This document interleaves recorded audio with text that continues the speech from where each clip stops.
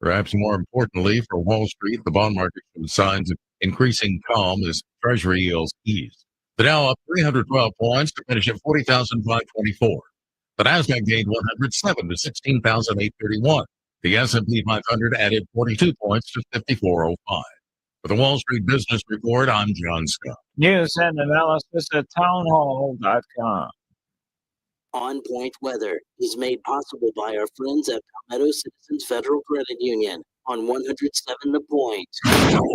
Here's tonight's forecast. Increasing clouds as the night progresses. We do stay dry. The low drops to 62. Well, look for clouds early, clearing later with sunshine and some gusty winds expected to go for the high temperature of 76. We will be dry all week, upper 70s and lower 80s. Very warm for the Easter weekend, high around 88 on Sunday. I'm Cal Moss, your On Point local weather. WQXL Columbia, W264DF. Grill, outdoor kitchens, and fireplaces. Spring sizzle starts with Bart. This is 107 The Point. It's The Point. Make thepointradio.com.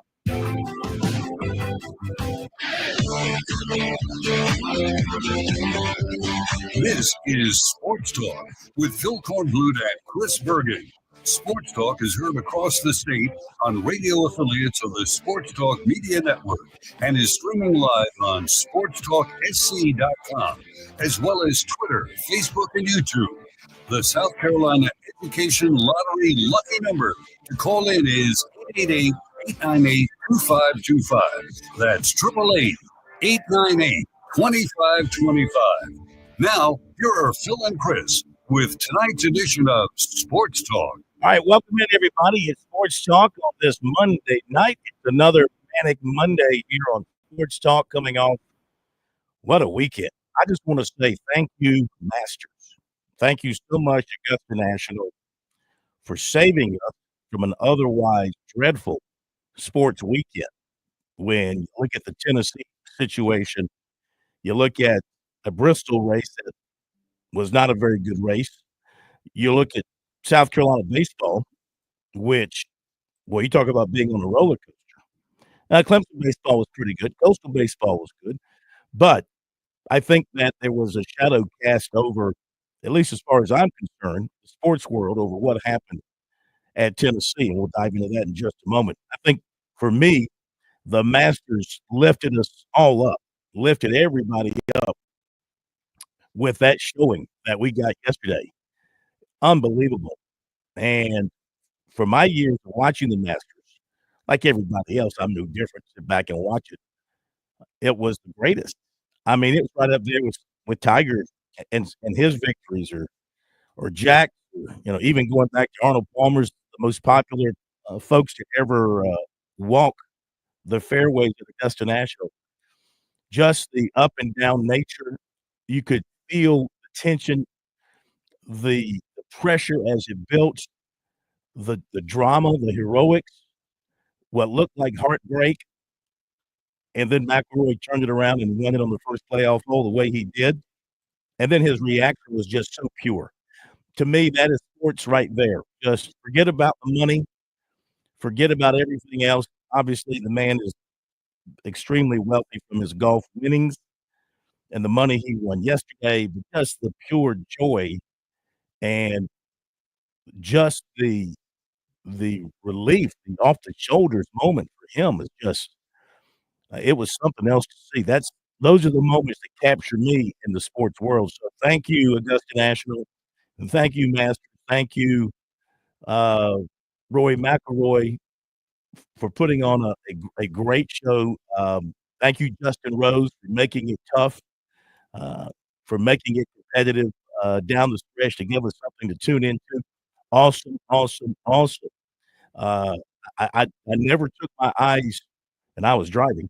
I did take my eyes off of it some, but I hardly ever took my eyes off the screen on my little phone there as I was heading back from Atlanta. Chris Bergen. I don't advise most people to do that. But I don't advise anybody to do that, Phil. That's what PGA Tour Radio is for. No. I'm not listening to Mike Tirico mispronounce names anymore. I had to watch the real thing. And they were coming as I was crossing Washington Road in Augusta. They were coming down 18 in regulation. They'd hit their drives. And I was tempted to just pull over and stop and roll down the windows and listen. I wanted to see if I could hear the roar from the 18th out on I-20. But I kept on going to beat the traffic. You would have heard major groans, but you probably would have heard them. Yeah.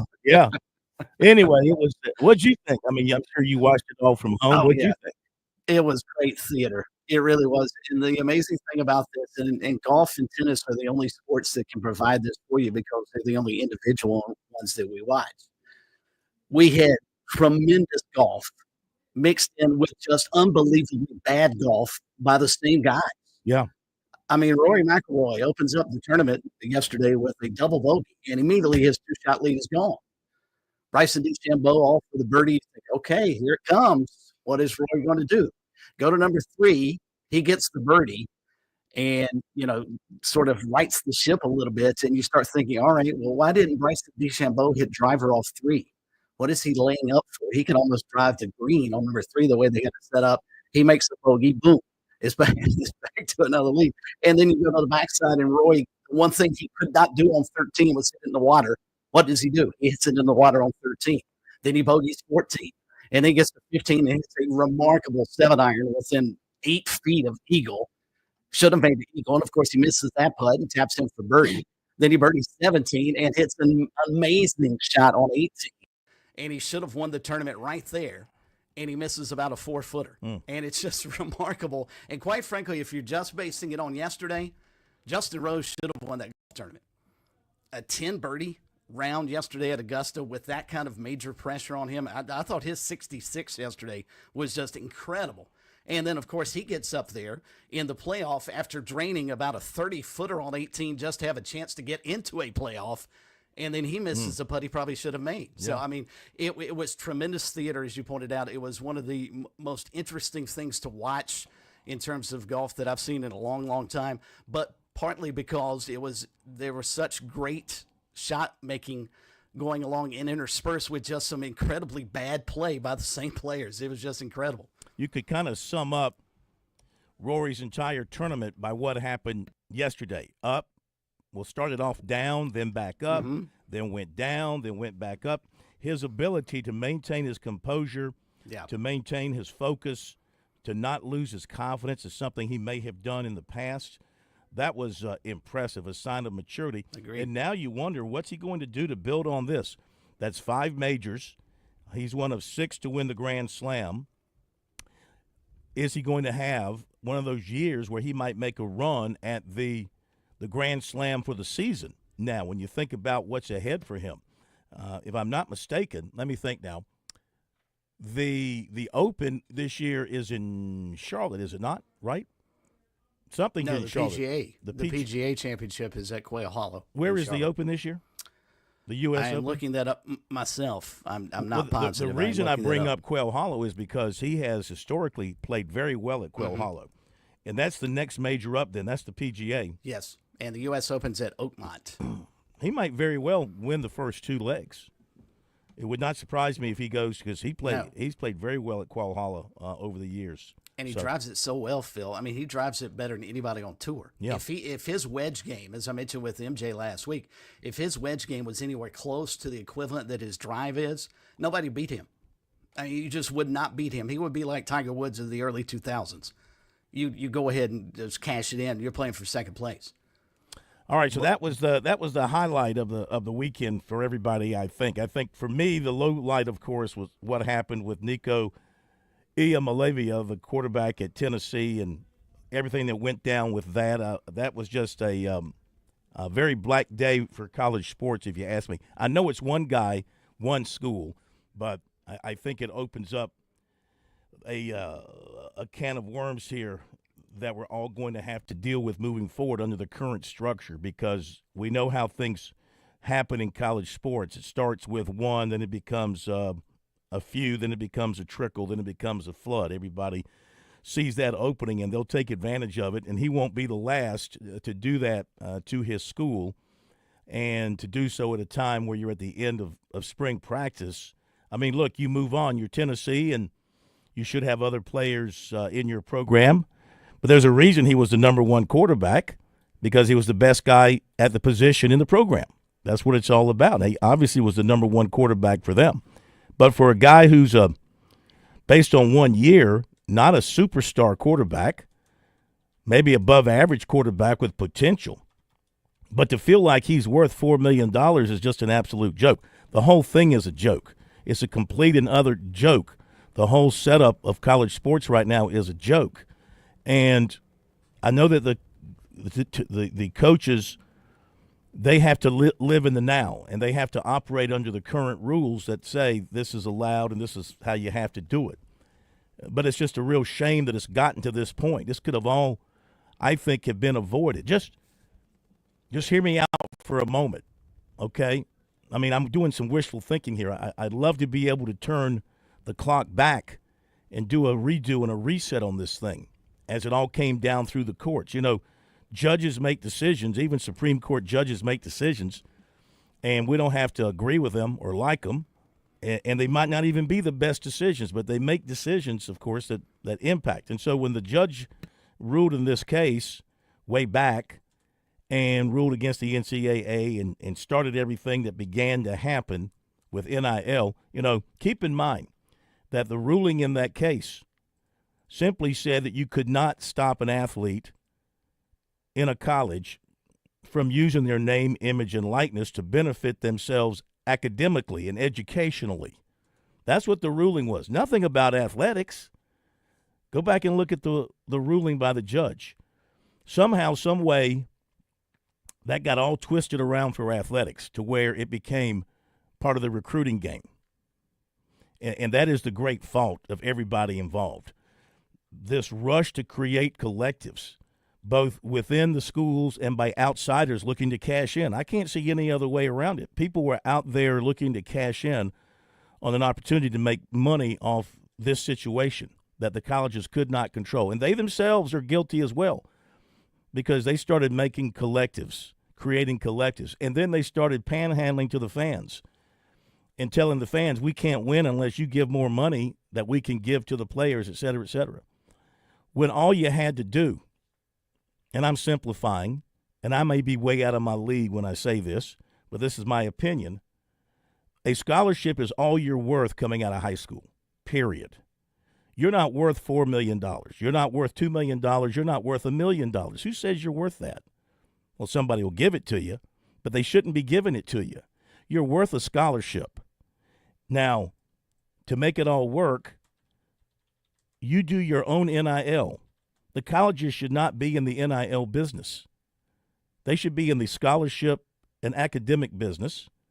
And if the player has enough of an NIL following to make money, then go do it. They shouldn't be blocked from doing that. That was, in essence, the meaning of the ruling, to my impression, to my understanding, my interpretation. If I'm wrong, you tell me I'm wrong. It was not for colleges to all of a sudden get into the NIL game themselves and to create NIL opportunities for recruiting purposes. This all goes back to the recruiting game. Everything stems from recruiting in college athletics. It's the biggest cancer there is.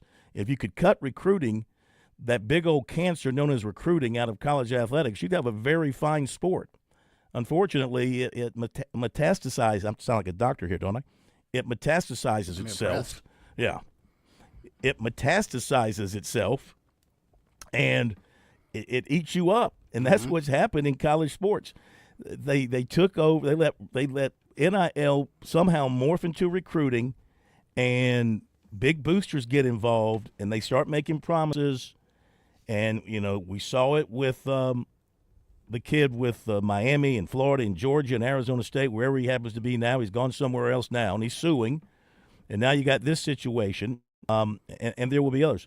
All I'm saying is I wish that there would be some leadership somewhere in the organization. I wish – where are the university presidents while all this is going on? They are as silent as they can be as far as stepping out and saying, this is not what college is supposed to be about. You know, nobody says it's your right to play college sports. It's not a right. There's nothing in the Constitution. There's nothing in our laws that say You graduate from high school, you get to go to college and play athletics and get paid all this kind of money. It's a privilege. It's not a right. And you have to earn that privilege. But because of the way the system is set up now in real time under the current rules, the schools are forced to recruit against one another, not using any longer their facilities or their dinner table or their academics, but what NIL deals they can put together to outspend the other guy. And that's why you have this crazy arms race from a financial standpoint, and players getting and even expecting to be paid unbelievable sums of money for 17-year-old kids who've really done nothing, and they don't deserve it. But until somebody somewhere stands up and says, this is not how we're going to do this, maybe, you take the hit as a leader somewhere and say, we're not going to operate this way. You come to our place, you get a scholarship, we'll pay for everything that goes with that, and you take your own NIL and you go make your own money on that. And again, if you somehow get the schools on board with this, you put in an enforcement policy that will penalize you heavily. I'm talking millions of dollars in fines if you were found to be involved in NIL dealings of the players. Let the players get their own money. That's what the ruling was about, not about the schools getting involved in the business. How did we get to this point? Was it just pure greed by Absolutely the commissioners and by the ADs and by the coaches? How did we get to this point? Absolutely, and the players. And I heard Dan Orlovsky from ESPN trying to blame the NCAA for this setup, and I think they are culpable in this. But Nico should take a lot of responsibility. Dan's point was, well, he's just a kid. No, when you start negotiating $3, $4, $5, $6 million deals, you're not a kid. I don't remember being 17, 18 years old and working to try and figure out how I could work a contract that had me at $4 or $5 million. I still haven't done that, and I'm a grown adult. When you start dealing with this kind of money, you are an adult. They're not kids, and he made a business decision and an adult decision. And yes, he's open for interpretation. If you want to applaud him, fine. If you want to criticize him, that's fine too. And I loved your column. And if folks have not had a chance to check it out at SportsTalkSC.com, I encourage you to go read what Phil had to say. It's basically a written down version of what he just told you. but the thing I found fascinating today, Phil, is our poll question. About what would your reaction be if the best player on your football team, quarterback, defensive end, running back, whatever, threatens to walk unless he is paid substantially more, say double. 100% of the people that have responded said, let him hit the trail. You're lying to yourself if you believe that, because I'll give you an example. It's easy to pick on Tennessee right now. None of us in South Carolina like Tennessee, so it's great to see them struggle. But I'm going to tell you right now, if Cade Klubnik or Lenore Sellers came out tomorrow and said, Clemson, South Carolina, I want double the money or I'm going to walk, there's not a Tiger or Gamecock fan on the planet that would not say the other two choices, pay him what he wants or attempt at least a negotiation. No Gamecock fans or Tiger fans would say, well, let him hit the trail. We can win without him, because you can't. What would Clemson do without Klubnik? Yep. What would Carolina do without Lenore Sellers? Again, it's easy. Nico's not our problem. He's Tennessee's problem, and we hope they struggle. But you bring it a little bit closer to home. You're lying to yourself, folks. All of you who have voted 100% saying let him hit the trail, because you wouldn't if that were your team. Yeah. Do you think it's possible that at Tennessee they feel like they can do just fine without Nico, that they're just going to be fine without him? We're going to find out. Let him walk, and we'll go to the next guy. That's entirely possible. If they didn't put up a fight, I applaud them for at least on the outside looking like they put their foot down and said, heck no, we're not renegotiating a signed deal that you agreed to. In high school, may we remind you that he did this deal in high school. He was a high school senior who closed an $8 million deal, 2-point-something million over 4 years in high school. Shame on Tennessee for doing that. Maybe you're getting what you deserve, because you went out there and you're one of the first ones to pitch one of these big NIL deals to a high school kid, taking advantage of what the rules allowed. I give you that. I'm saying you got to live in the now. And I'm not suggesting that first thing tomorrow everybody puts their checkbook down, closes it up, and starts recruiting the old-fashioned way. That ain't going to happen. They're going to keep doing it because that's what the rules allow right now. But it sure would be nice and a breath of fresh air to see somebody stand up in a president's office or a commissioner's office and say, we got to change this and we got to change it now. We cannot be treating high school kids like they're adults, and we cannot be using them as bargaining chips financially, for the big money like this. Yes, they are worth a scholarship. And I've always believed, this is why I've always argued, even with the NFL people, NFL people who come out and say the kids deserve to be paid, they were getting nothing. Bull crap. You were getting a full scholarship for 4 years. And I do agree that the scholarships need to be for multiple years. But you were getting a fully paid for education and everything that went with it, depending on what level of college you were playing at. And if you were playing at the major college level, you had a pretty damn good life. Mm-hmm. And you had tutors following you everywhere you needed to be. You needed to get an A on a course. Yeah, you had everything at your fingertips. Mm-hmm. So don't try to tell me you weren't getting something. Go ask the people who walk out of there with $200,000 in student loans that they're paying off. All right? Nobody, took care of them. And maybe they may have gotten some scholarships because of their brain, not because of their muscles. But you got the full ride. You got everything taken care of. So you did get something. They are getting something. A scholarship is not to be scoffed at. A paid-for education is not to be scoffed at. But this idea now that you're coming out and you're the number one ranked quarterback by 24/7, and I'm going to be, his NIL is. These websites don't do you any favors either by posting that your value is like $4 million. Who puts that on a high school kid? Who goes out and makes a decision that your NIL value is worth $4 or $5 million? That's just plain insane. We're with Major Billy Downer of the Department of Natural Resources. Major Downer, it's hunting season in South Carolina this fall, and folks need to be prepared from a legal standpoint. That's right, Phil. Everyone always needs to buy their hunting license or fishing license. Everyone always worries about losing their license. Well, now that's not a problem anymore because you can keep your license on your phone. That's right, Go Outdoors SC. It's an app. Look for it on your Apple or Android devices. You can buy your license, you can renew your boat registration, and it's all right there on your phone. Remember, Go Outdoors SC in your app store. There's a lot of things we take for granted in our lives. Your home's AC will run cool. Your drive-through coffee will be hot. And the car will start when it's time to take your kids to school. It's when things don't go as planned that you start thinking about who to call and where to turn. The good thing is, you can prepare for life's most difficult days by calling the Larry Lucas Agency today. Larry is a State Farm agent that has been taking care of people across South Carolina for more than 2 decades. You probably have insurance, but switching is easy, and bundling can save you hundreds or more. Most importantly, the Larry Lucas Agency can help you choose the protection you want at the price you want. All backed by South Carolina's #1 home and auto insurance company. Visit LarryLucasAgency.com today or give Larry a call at 803-799-1998. Like a good neighbor, Larry Lucas State Farm is there.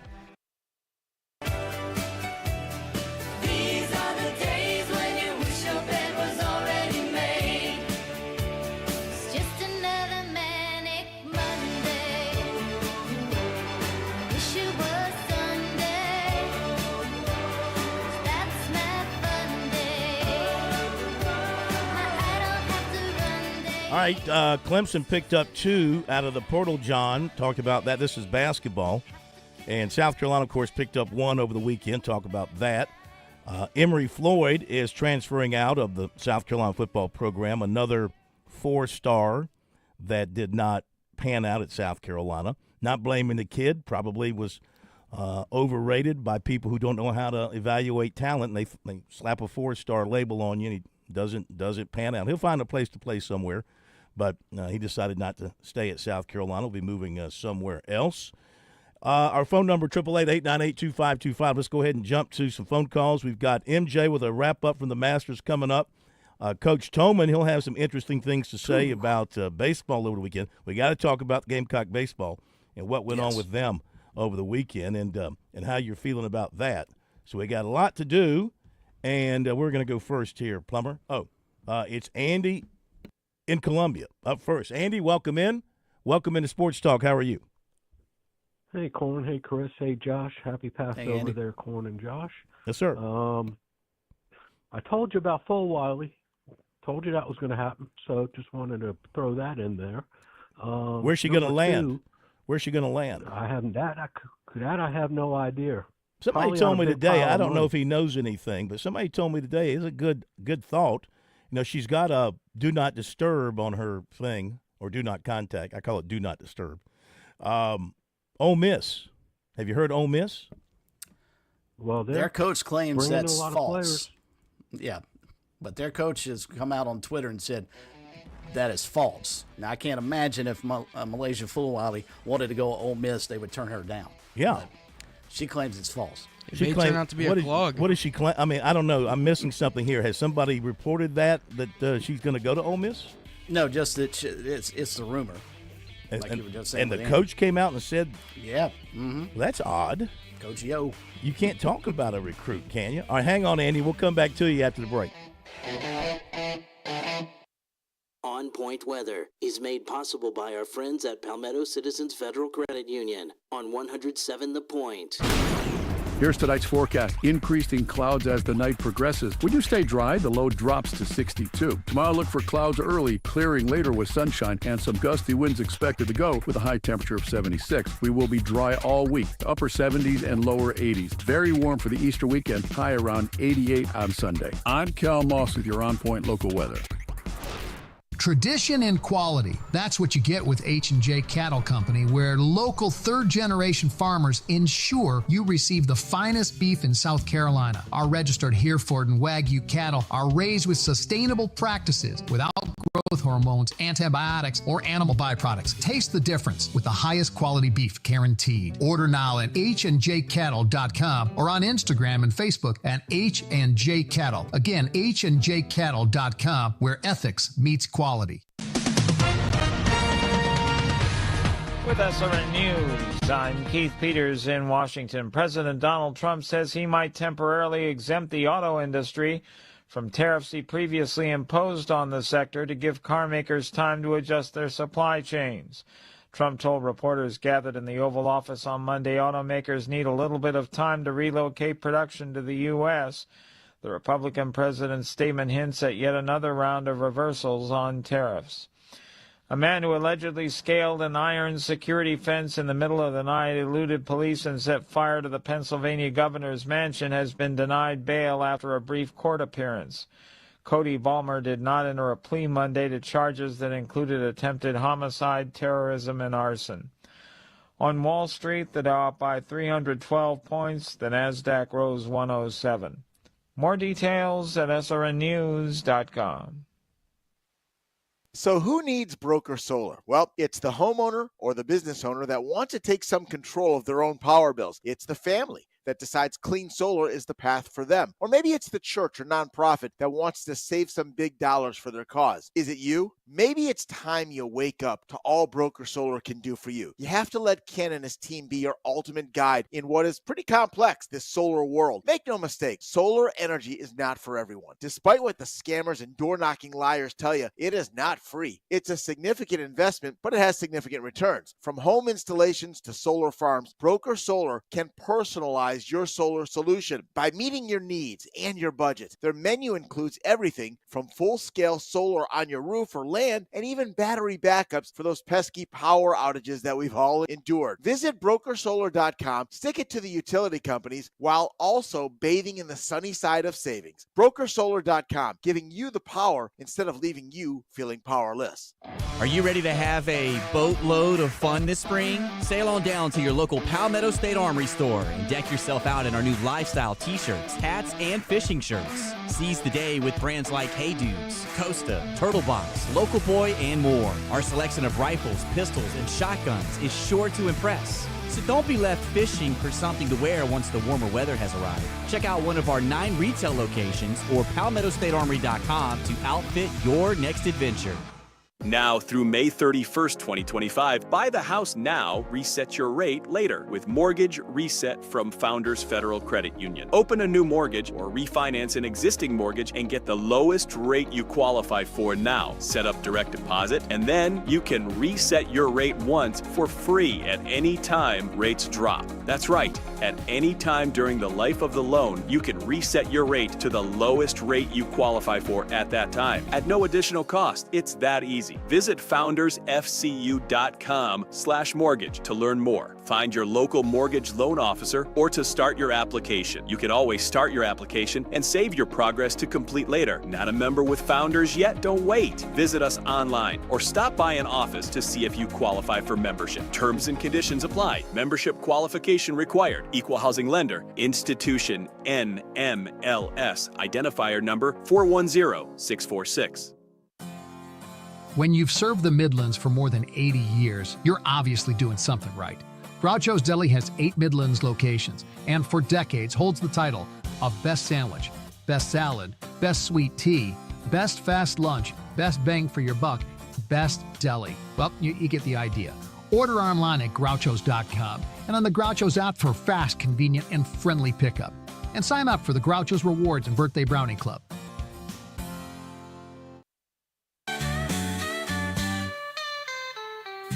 Touchdowns to three-point shots, we've got it all, tying the knots, bringing you the latest scoop.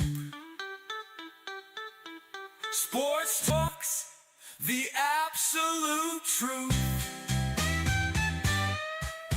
Sports Talk's the place to be. From the court to the field, we're breaking news free. Join the team, follow X for more. We're taking over, that's for sure.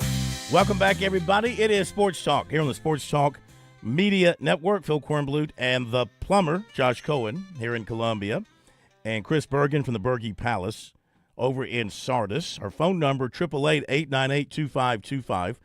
That is the South Carolina Education Lottery Lucky number. Our text line and message line, you can leave us a voice message as well. That number is 803-900-4847.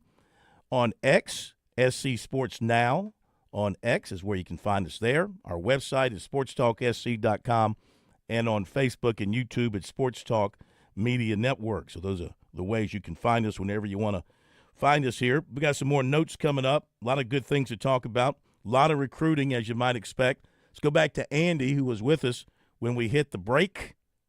Andy, you're back on the air. Go right ahead. Thank you, fellas. Something to say about South Carolina and a couple of comments about the NIL. I'll tell you what, this baseball team, if I have the choice right now, going through my SEC Plus, I watch this women's softball before I watch the men's baseball. Much more competitive and much better to watch than to watch us give up 2 grand slams in the bottom of the 9th inning and then lose the game before 17-0. And that's just talking about one series. I mean, holy moly. I mean, what this program has turned into since what we were just stuns me. The NIL. Number one, I don't feel sorry for Tennessee. They were going through taking their players before the NIL, going through the clown's place. Instead of them getting burgers, they were getting bags full of cash. I mean, you know, what comes around goes around. I mean, they're the ones who did it. But, Corn, you're completely right about what the NIL was originally set up for. If I remember, it was a Florida State kicker who was, I can't remember what, because I don't do social media, but he was on some type of social media that he was getting money from, and the NCAA said that he wasn't eligible anymore because he was receiving money through the social media account. Yeah. And I think that's kind of what spurred this whole thing. So, you know, great column. And as Chris said, anybody who didn't read your column just heard your column when you just went through it. But it was a great column that you wrote. I read it this weekend. Thank you. It was very, very straight to the point. And you're completely right on, most things that you said. And I'm a person who believe in the other side that the kids should be getting money, but not with what's going on now.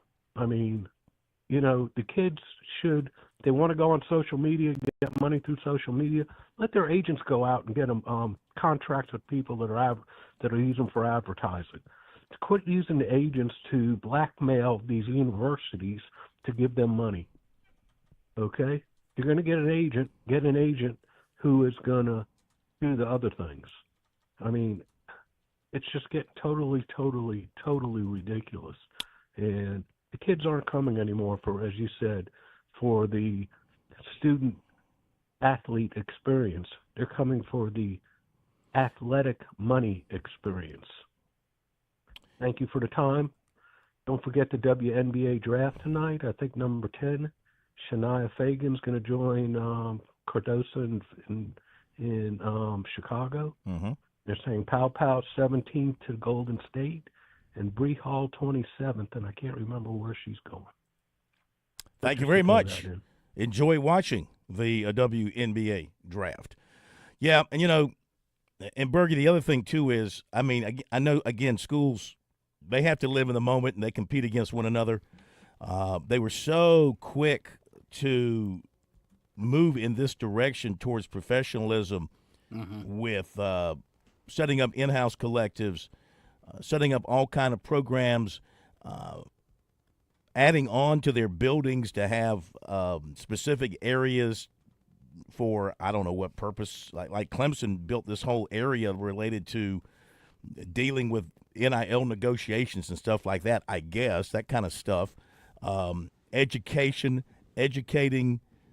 the players on the NIL stuff and tax ramifications, and now bringing in general managers to oversee your football programs to help from the standpoint of buying the players and all this sort of nonsense. I mean, it truly wasn't necessary to go. Well, I guess it was necessary because that's what the times were demanding, but the times should never have gotten to this point to demand this.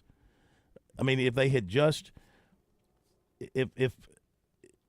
if they had gone by, if somebody had enforced something to say that, no, that's not what the Supreme Court or the judge ruled in this case. That's not what we're talking about you doing. Kids can go get their own deals, can do their own NIL deals, have their own agents or their fathers or their uncles do the deals for them. But schools are not supposed to be in the NIL business, period. That should have been made clear as soon as the ruling came down.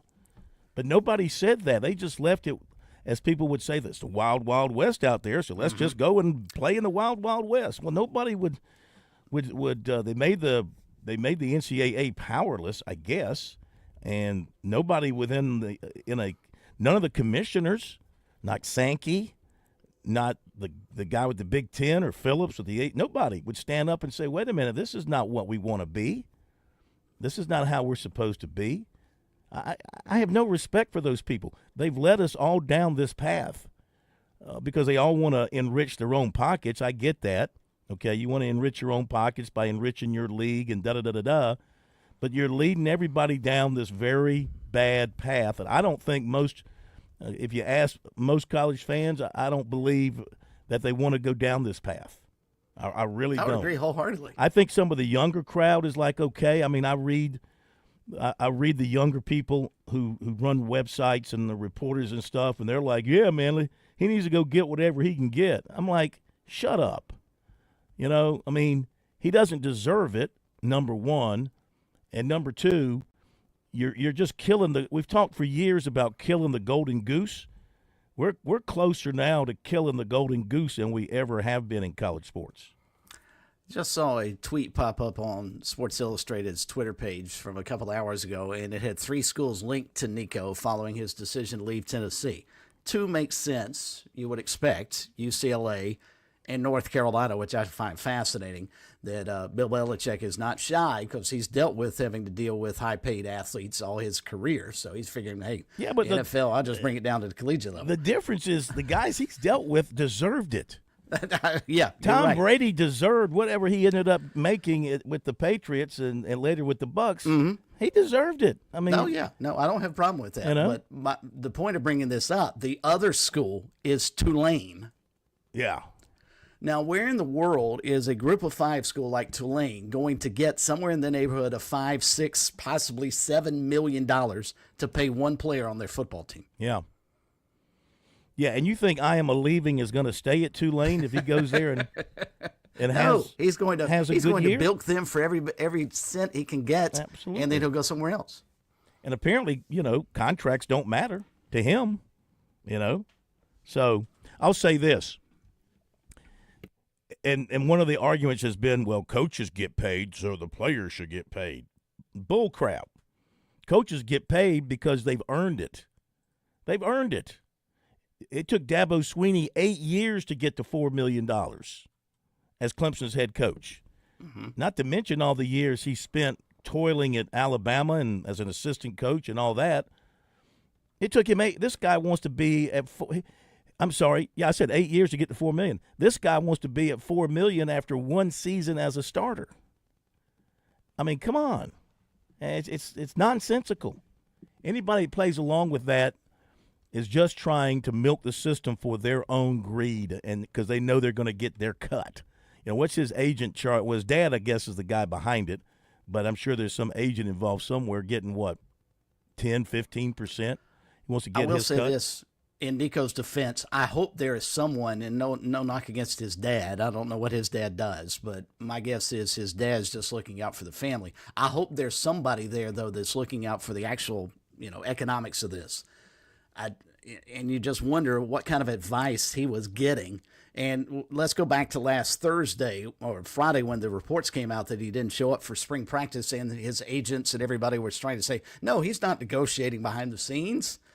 We said at the time, quit lying to us, to our face. We all knew exactly what was going on. And sure enough, he cleaned out his locker before they showed up for practice on Saturday. Unbelievable. So, But you bring up a terrific point about the initial basis for name, image, and likeness. The point was for the kids to be able to go out and get whatever they could based off their performance on the field or in the classroom or however they want to frame themselves. I don't think any of us have a problem with that. If you're talented and if you're a talented pianist, you ought to be able to go out and make a bunch of money because you play the piano better than anybody else. Well, if you're a talented football player and can do some marketing for yourself, you ought to be able to go out and get as much money for that as possible. What this has turned into is pay for play, though. Yeah. And that's the problem. Once all this money got in here, and Phil, you'll remember when the NCAA came out and put in the 20-hour rule per week, it wasn't to benefit these student athletes at the time. It was because they knew the coaches couldn't trust themselves. You couldn't trust the coaches to limit the amount of time they would require them to be at the facility, at the practice, whatever the case may be. Had they let that go, imagine how many hours a day these kids would be. It's bad enough as it is. Yeah. I mean, you go over to Carolina every day right now for media obligations. The football players are always over there. Same thing at Clemson. They don't have any time to themselves.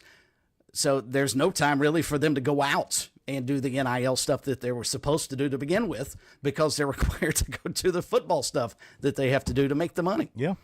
It's a never-ending cycle. I'll say this, too. I Am a Leaving is DJ Uyangale's cousin. And I think he's going to – Now, that I did not know. Yeah, they are cousins. Yeah, they're cousins. In fact, they visited Clemson back in the day. And he's going to be DJ – redo. I mean, DJ had a few good games at Clemson. All the hype, all the hope put on him. He wasn't good enough, and he proved it every step along the way afterwards. I have a feeling I Am a Leaving is going to be the same thing.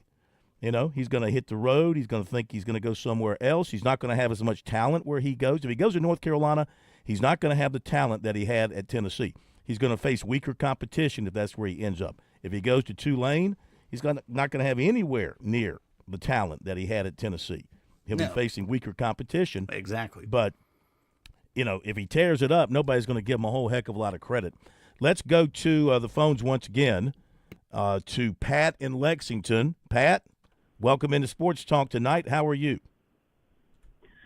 Hey guys, Phil, I appreciate your words on the NIL thing. I heard a couple other things today I thought were kind of interesting that may foil some of this stuff going forward. Is that number one, that it's really put a black eye on this Nico kid, on his his personality going forward with other teams. Number one, I think everybody's going to see that and say, hey, who do we really want this guy? I also heard that part of the reason that he missed the practice on Friday is he said he had to take a day off because for his mental well-being, because he was being what is it on Twitter when you're, what is it called when you, I forget it, you're trending. Yeah. He was trending on social media, Yeah. and he had to take the time off. So teams are going to see that, do they really want this clown? And the second thing is that he's not, because all these collectives are kind of full out now and everybody's being paid, he picked the wrong time to do this because everybody's being paid. He just did himself a disservice, and it looks like these other teams are going to look at his character and probably not want him. So I kind of look at it from that standpoint as well. It could be a cautionary tale for these guys not doing it, not to do it, and trying to hold a team hostage. Hopefully teams won't, bow down to this kind of stuff. And they've already said, I think, that a couple teams have said no, they don't want him. So I'll leave it at that and let you comment on that. And thanks. We really enjoy your show. Thanks. Thank you. Appreciate the phone call. That all could be true, what we're hearing from him there, Bergie. The market may not be what his people think it would be for him. Boy, and that would be a slap in his face and a cautionary tale. And one, I think, welcome to the real world for a moment. And who gets, in that scenario, is Nico just getting really, really bad advice. And so he's going to be the one who pays a dear price for this. Heck, I just saw a tweet as well. According to Josh Pate, who covers college athletics about as well as anybody nationally, he said that Nico almost sat out of the college football playoff game versus Ohio State because of contract negotiations. When is that going to happen, Phil? When are we going to have a player who thinks so much of himself? Yeah, exactly. I'm not going to play in the college football playoff, especially in the first round, considering maybe my team's not as good. In Tennessee's case, they weren't as good as Ohio State. So maybe I sit out that game, and then when they lose, I could say, see, you should have paid me because I could have helped us win. Remind everybody of the poll question. You touched on it, but our poll question of the week, which is brought to you by Larry Lucas Insurance right in Columbia, right there at the corner of Hardin and Gervais. Call Larry at 803-799-1998. What would your reaction be if the best player on your football team, maybe it's quarterback, maybe it's a defensive end, threatens to walk unless he is paid substantially more, say double? What would your reaction be? And you're right, all the votes that have come in, 100%, let him hit the trail. Let him hit the trail. Now, that might just be, you're talking from a bravado standpoint there. And if it actually hits you, if it hit home, you might be thinking something else. But guaranteed. At least those who have voted so far, you got plenty of time to vote the rest of the week. So get to our website, SportsTalkSC.com, or on our X account, and get that vote in and let it count. So right now, though, every vote that has come in has said let him walk. All right, to the break we go, and we'll be back with more in a moment. Continue with your phone calls. We got MJ coming up. Tell us about what he observed at Augusta National yesterday. Jim Toman, just a bit outside with Coach Toman. Coastal Carolina football coach Tim Beck, recruiting. We heard from South Carolina's coordinators today as well, so we'll have a lot of Gamecock stuff this week leading up to their spring game on Friday night, and we'll be right back.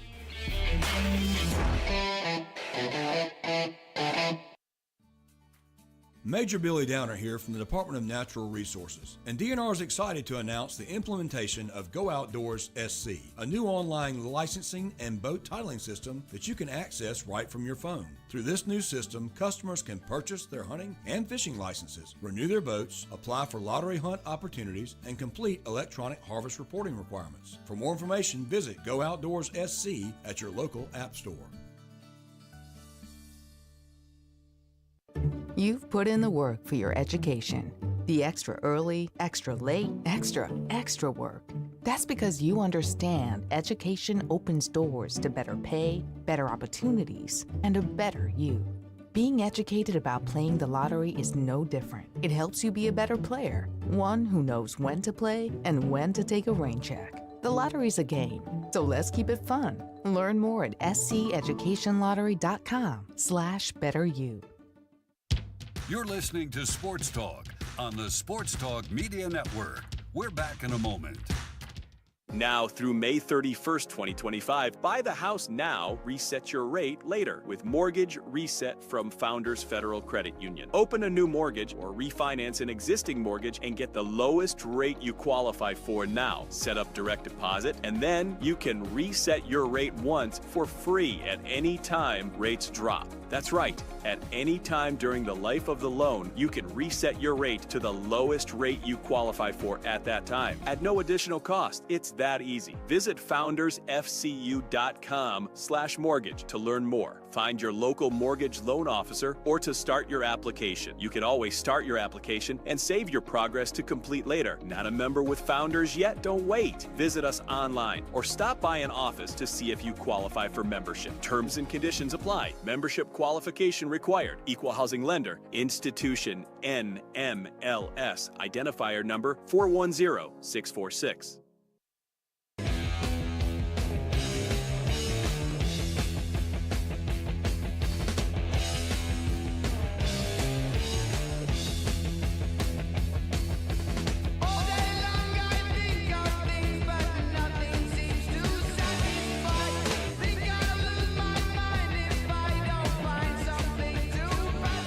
Hot out there today. It hit the mid-80s. Summertime in South Carolina right around the corner. You need to make your plans for that summer vacation at the beach. You need to call Jimmy Smith at James Smith Real Estate.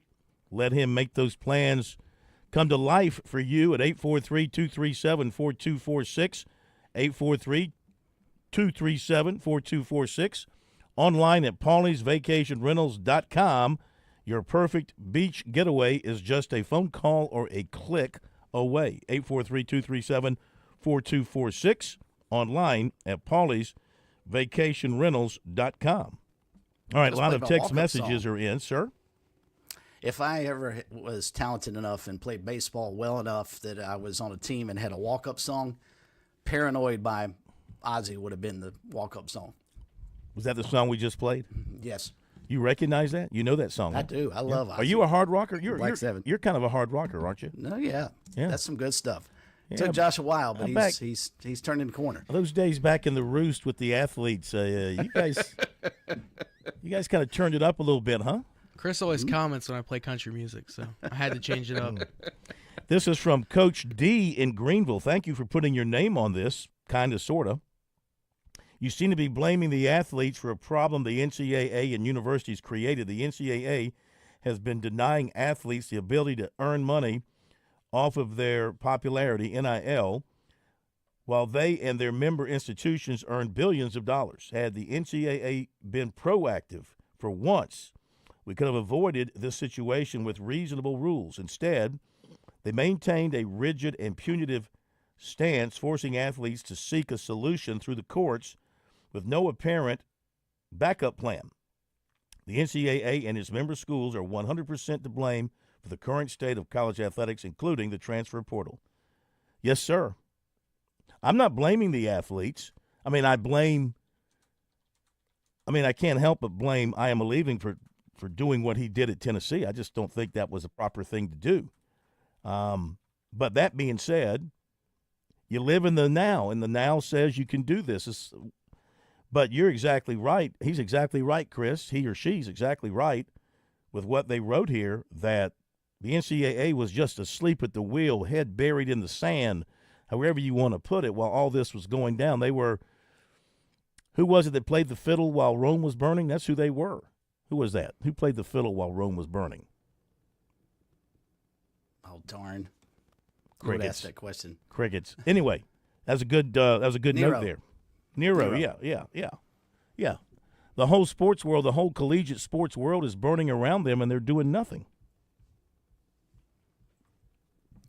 It's hard to play the blame game without somebody on the other side, whichever coin you are, feeling that side is correct. And the coach is right in some regards. I mean, the NCAA did not step in here with enough teeth when the name, image, and likeness legislation came out.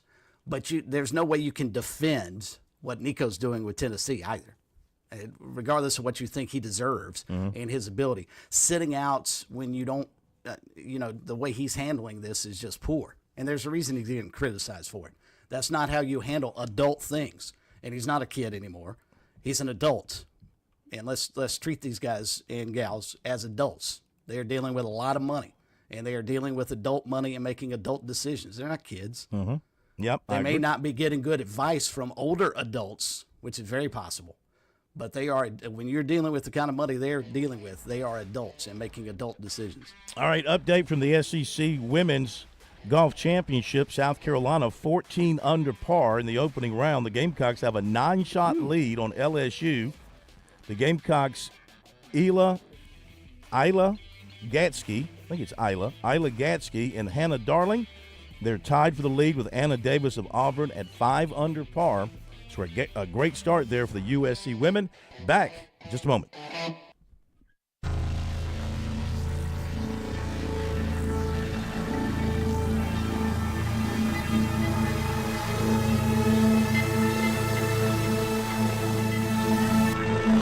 WQXL Columbia, W264DF. Grills, outdoor kitchens, and fireplaces. Spring Sizzle starts with Bart. This is 107 The Point.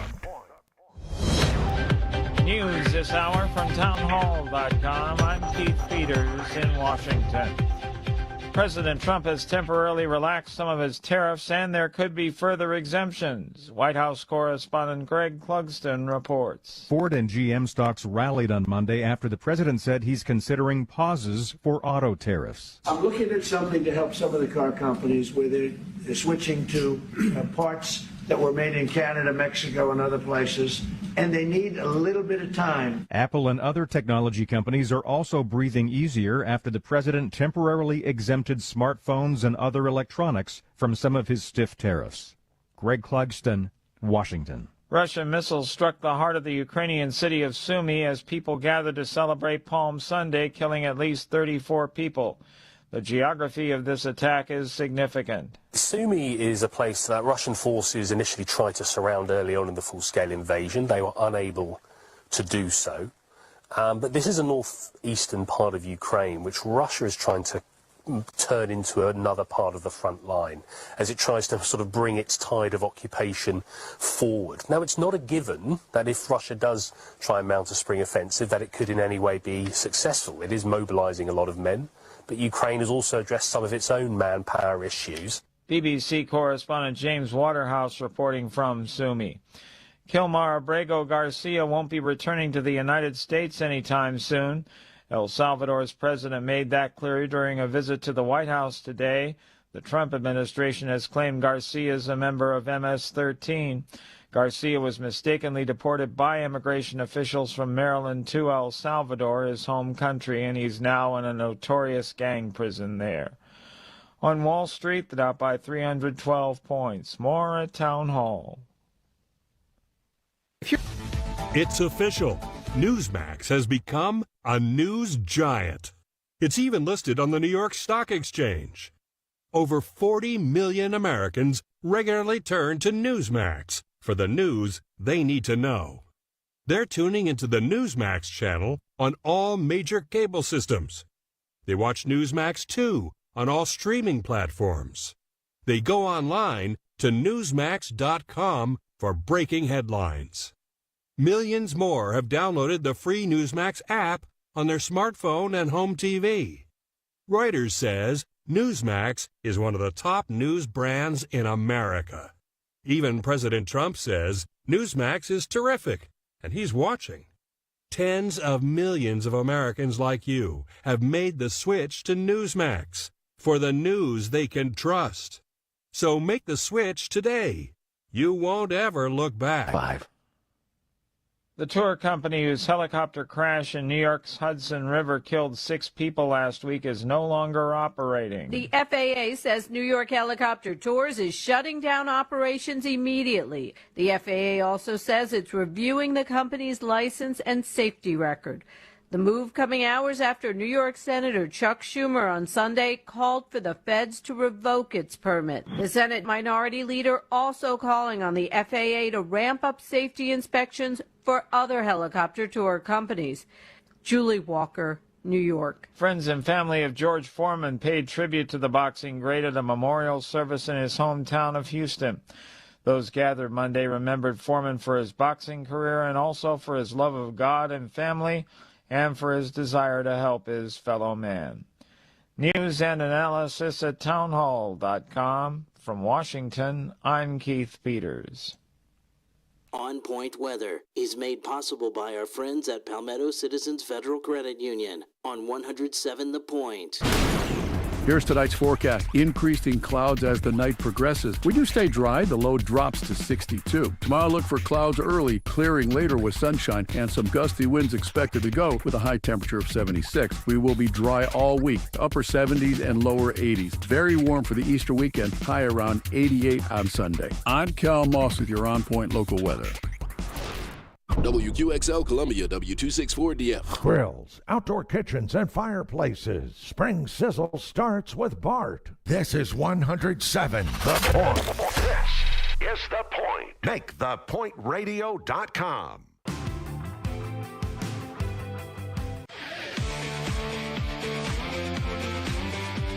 Welcome back to Sports Talk on the Sports Talk Media Network.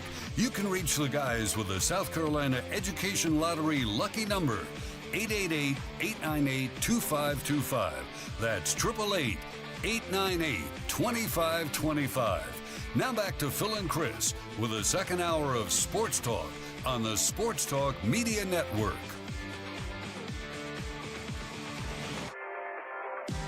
All right, much to come in this hour of Sports Talk. We got a very lengthy, meaty, juicy recruiting report coming up in just a few minutes.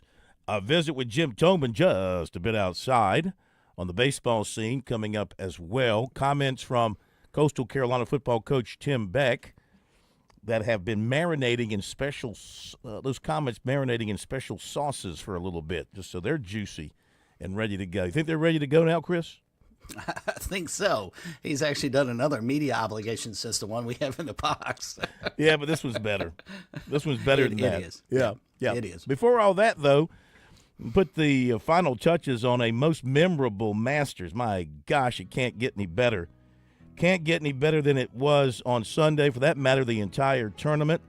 I just saw the TV numbers coming in, 12.7 million watched on Sunday, peaking at 19. I thought the only people who watch golf were Tiger Woods fans. That was the only way anybody would ever watch golf is if Tiger played. Yeah.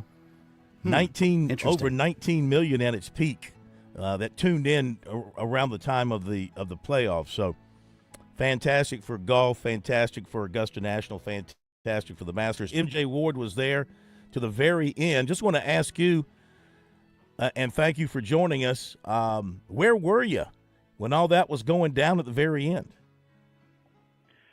Well, I had to be in my own man cave with the media folks and just putting everything together and watching it, because it was I've never seen a juxtaposition where people hit really superb shots, and then there was the other side of the coin where you saw some of the dumbest shots that were ever played in that I've ever seen. I mean, it was like, just when you thought somebody couldn't do something, they actually went the other direction. And it was amazing. I mean, when Rory put that ball into the creek at 13, I just don't think there was any words that could be, remotely explained on that one. I mean, and, it's obviously, look, there's Sunday pressure. But if you sat him out there 85 yards with a gap, with not even a gap wedge, probably no more than a 56-degree sand wedge, and you said he's going to go in the creek, if he had 1,000 shots in a row, there's no way that could happen. Yeah. But it did. Yeah. And it really turned everything on its head. And from that point on, it was really a juxtaposition between great shots, and then you'd see some really boneheaded plays by a lot of different players. It wasn't just Rory. It was a lot of different players at the very end did stuff that was really hard to imagine. Well, even Justin Rose kind of played his way out of it. Then he played his way back into it. And then he hit that dramatic putt on the 72nd. And then he waits to see what happens from there. And McIlroy, he recovers from his mistakes and puts himself in position. Well, I'll tell you what you have to keep in mind, Phil. Mm-hmm.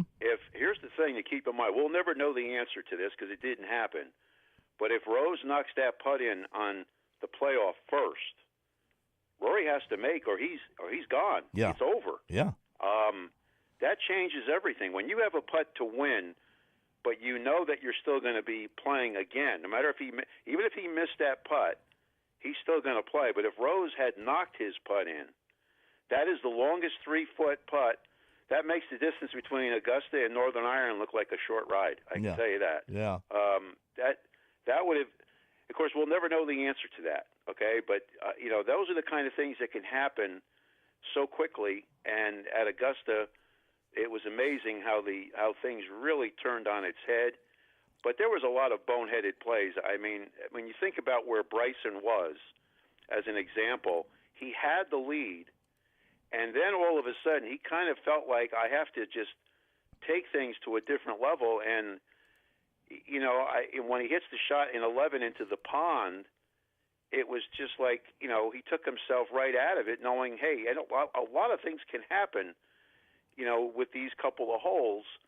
And I kind of think some people in the field kind of thought, well, this is Rory's tournament. It's over, and we're just going to, we'll just show up for the rest of the holes and go from there. I don't think anybody remotely expected what was going to happen with that. And then everything at that point started to turn, completely. But the thing about it, Phil, legacies are both made and broken on major championships.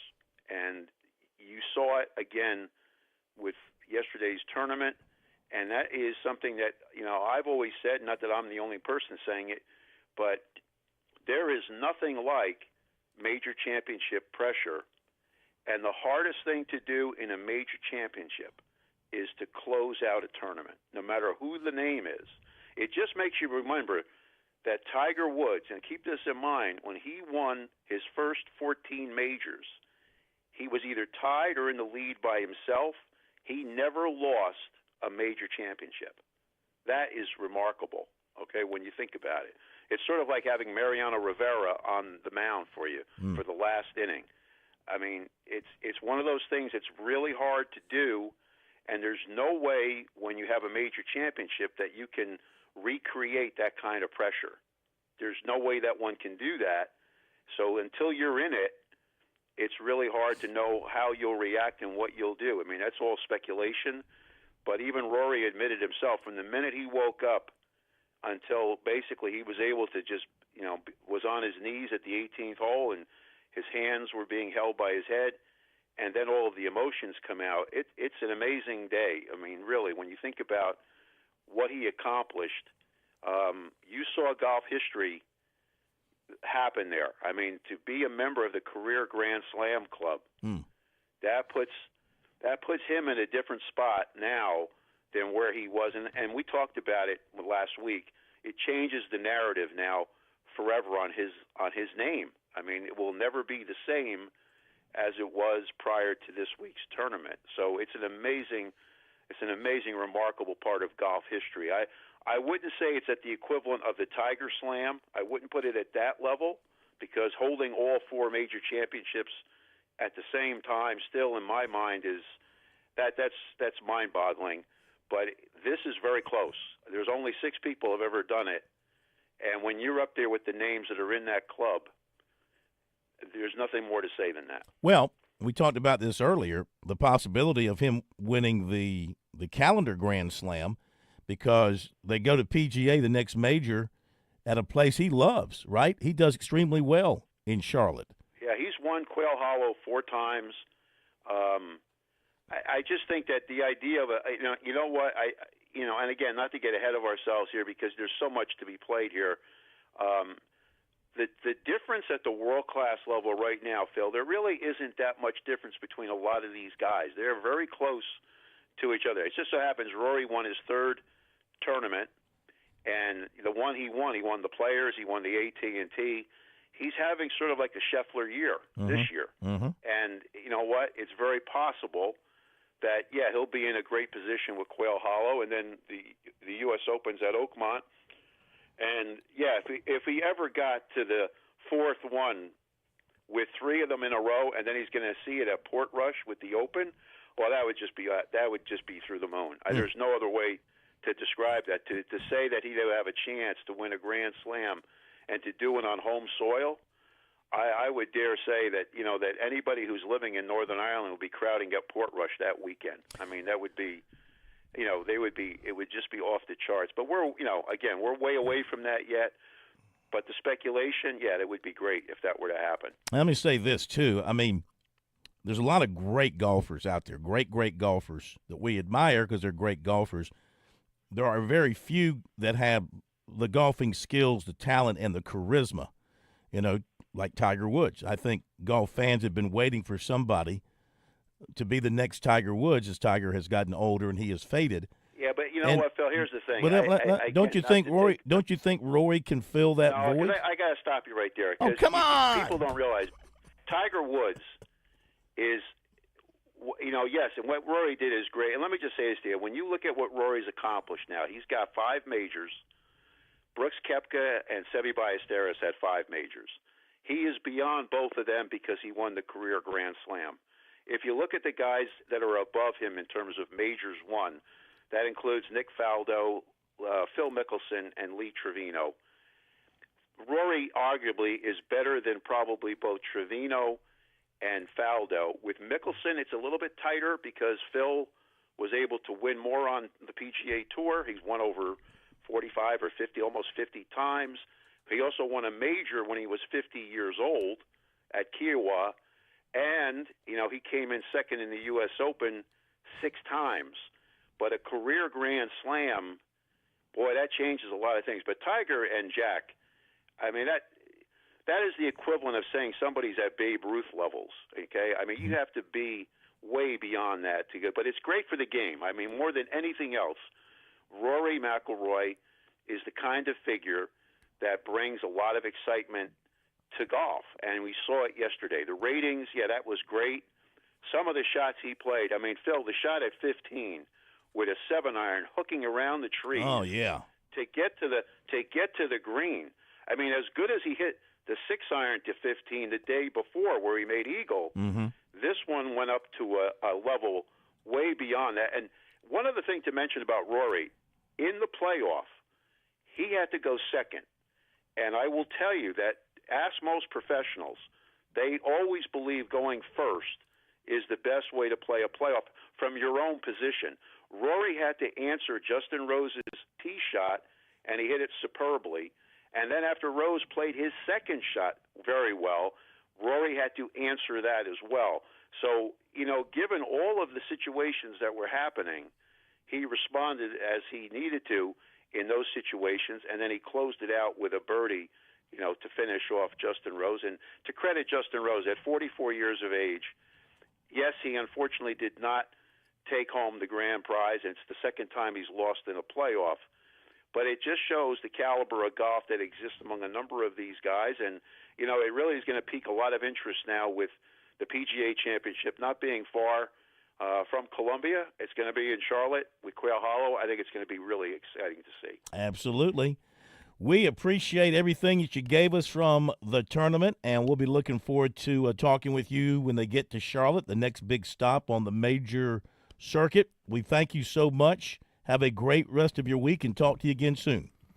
Thanks, MJ. It's been a pleasure. Hope everybody enjoyed the golf Sunday at Augusta, and now we can look forward to some really great golf coming up in about a month. Well, we got the RBC Heritage in our backyard. We'll be down there this week, broadcasting Thursday, Friday through the weekend. So catch some sunshine, little ocean, little seafood, and some golf. Looking forward to that.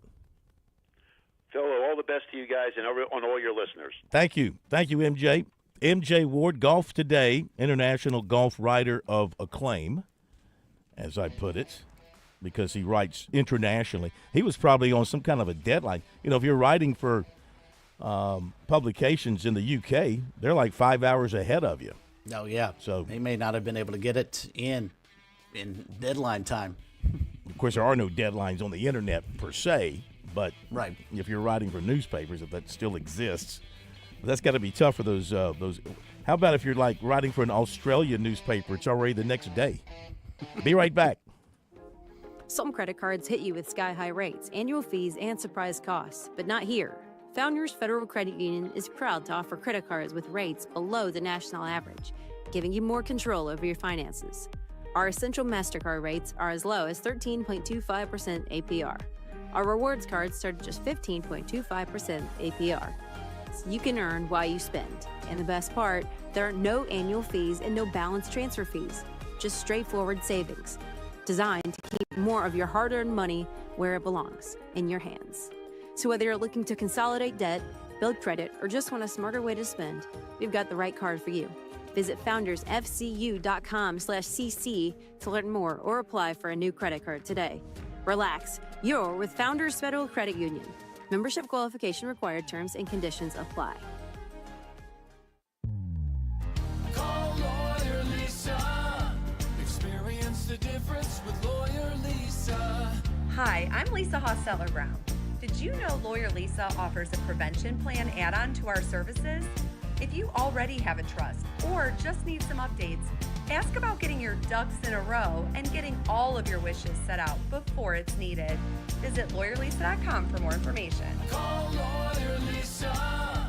Experience the difference with Lawyer Lisa. 7511 St. Andrews Road, Irmo, South Carolina.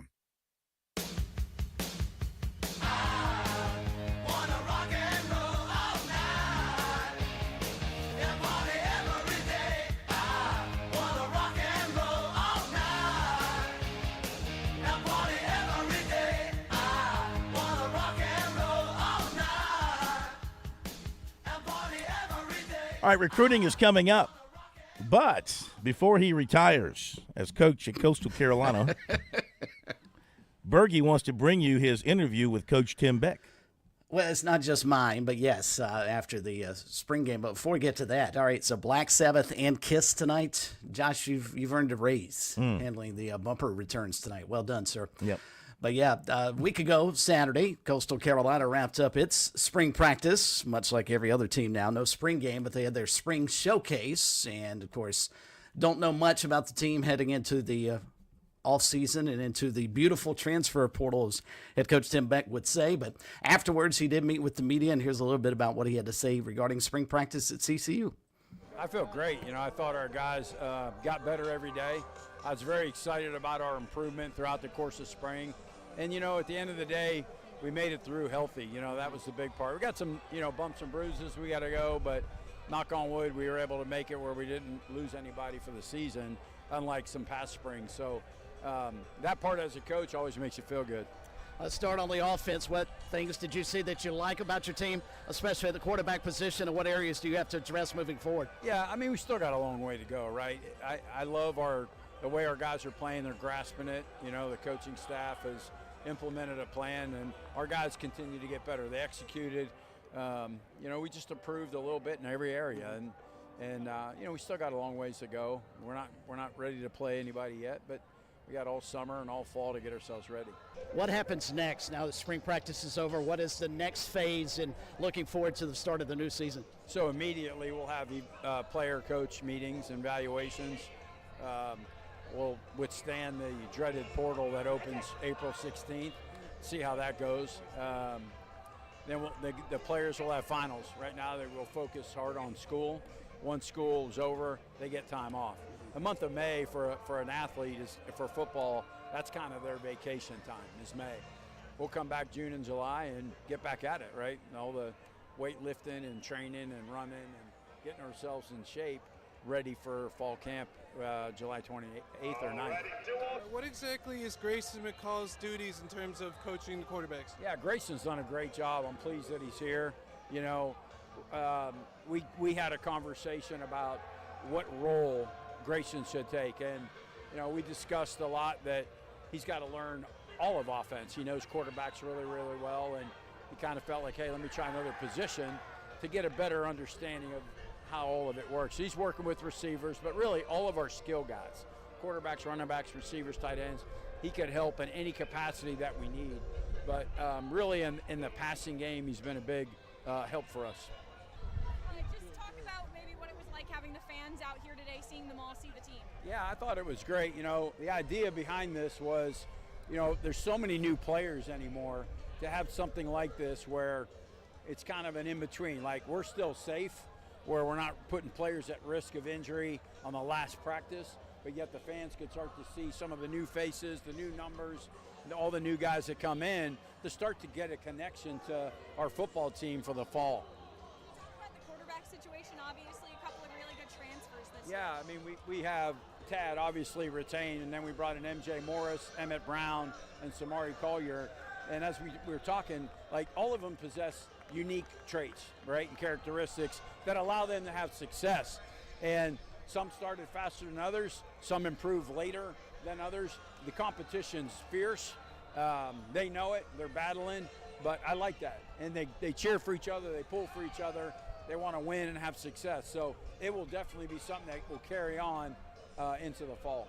New pair of coordinators this year, just what's it been like working with them?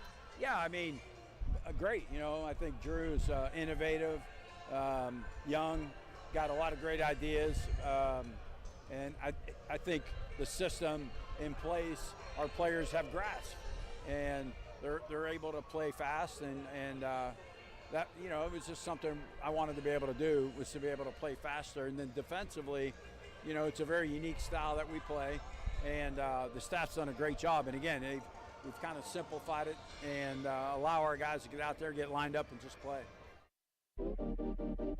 The Sports Talk Recruiting Report is sponsored by Seawell's Catering.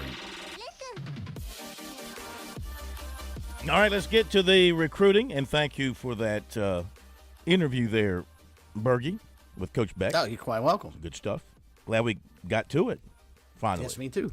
You know, it never aged. All that was still good. Mm-hmm. Yeah, because we talked about the transfer portal, which opens up officially in 2 days. Yeah, it's all good. It's all good. Time for recruiting now, brought to you by Seawells. And we've got the full menu for the week for the daily luncheon buffet. You want the whole thing or just tomorrow? Run through it quickly. Southern fried chicken every single day of the week, but tomorrow carved applewood ham, fettuccine alfredo with chicken, and marinara as well. Wednesday, meatloaf, sausage with peppers and onions and barbecue chicken, fried flounder on Thursday, sliced beef brisket, and carved mojo pork loin. All on Thursday, and then Friday, it's a roast beef Friday, also teriyaki glazed salmon and fried pork chops. Roast beef Friday. Awesome. Get to Seawells, $14 for the best buffet in the capital city, 11 till 2 on Tuesday through Friday. And for the very best in the catering business, you simply call Seawells. Their phone number, 803-771-7385, online at SeawellsCateringSC.com. Lots to talk about today. Clemson landed from the portal, John, 6'10" forward Jake Wallen from the University of Utah. He is a native of Provo, 2 seasons with the Utes. In 53 games, he averaged 4 points, 4 rebounds per game. Career 45% shooter from the floor, 31% from 3, and 62% from the foul line. He did improve dramatically from his freshman year to this year. He averaged 23 minutes per game, 6 points, and 5 rebounds. He's the Tigers' 5th portal acquisition, gives them a total of 8 newcomers into the program. Also, the Tigers picked up over the weekend 6'4" Ephraim Butta Johnson, B-U-T-T-A, as in butter, but the slang Butta. You ever call butter?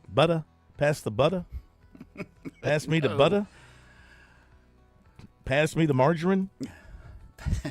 Please pass the jelly. Butta Johnson. Anyway, he's got good size. He's 6'4".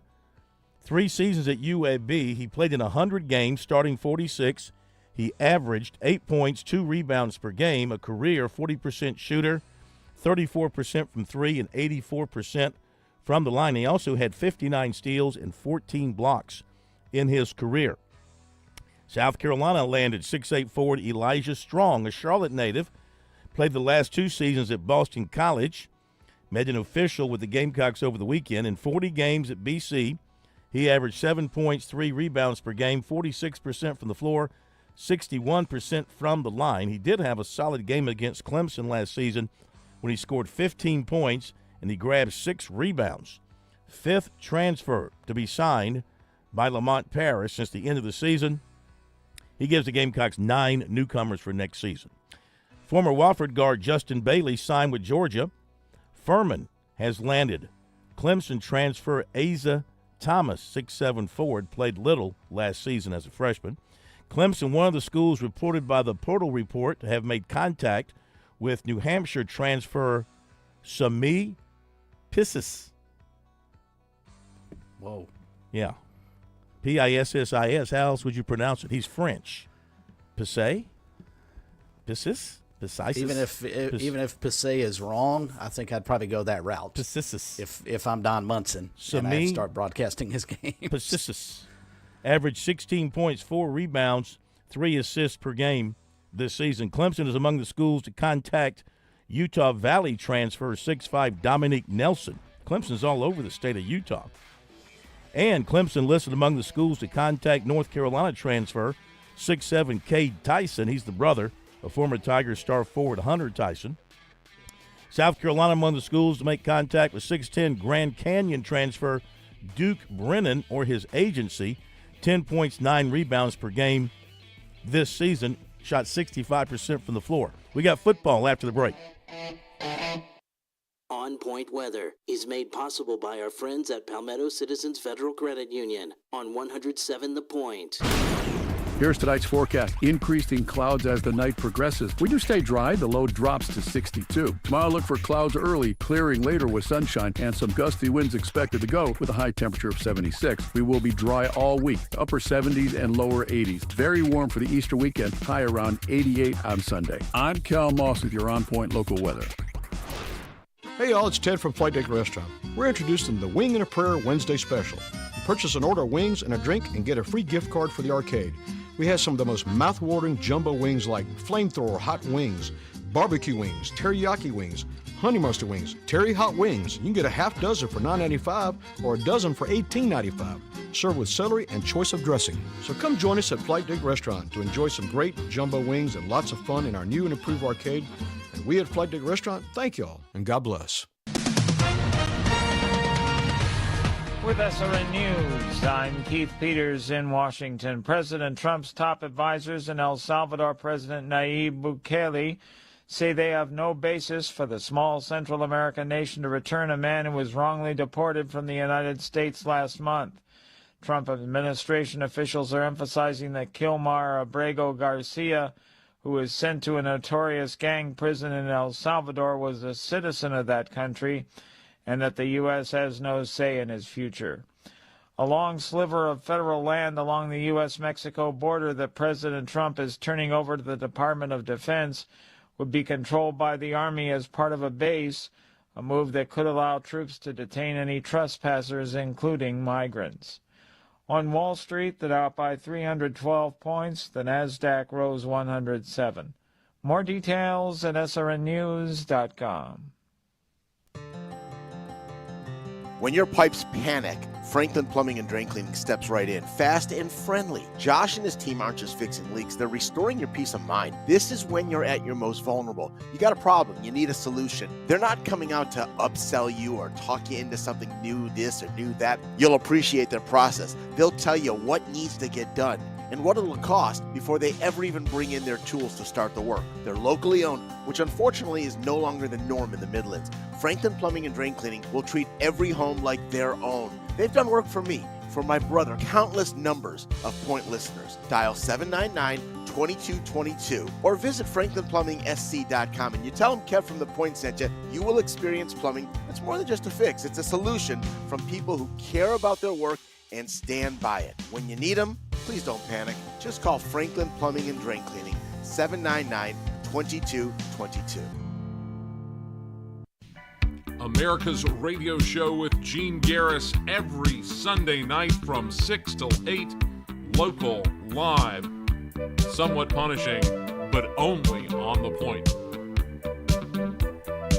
Are you looking for free checking and free savings? Dave Ramsey here, telling you to go see my friends at Palmetto Citizens Federal Credit Union. They're not a mega bank that's so big they lose the ability to treat you like a human being. At Palmetto Citizens, you're not just a number, you're a member. Join today at any of their 14 locations or at palmettocitizens.org.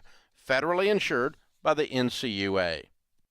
Hello, this is Stacy Huff, host of Huff Nation Sports Zone, each and every Saturday, 10 to 11 a.m. right here on 100.7 FM, The Point, and also 1470 a.m. It'll be a fun trip around the world of sports. Huff Nation Sports Zone, check it out.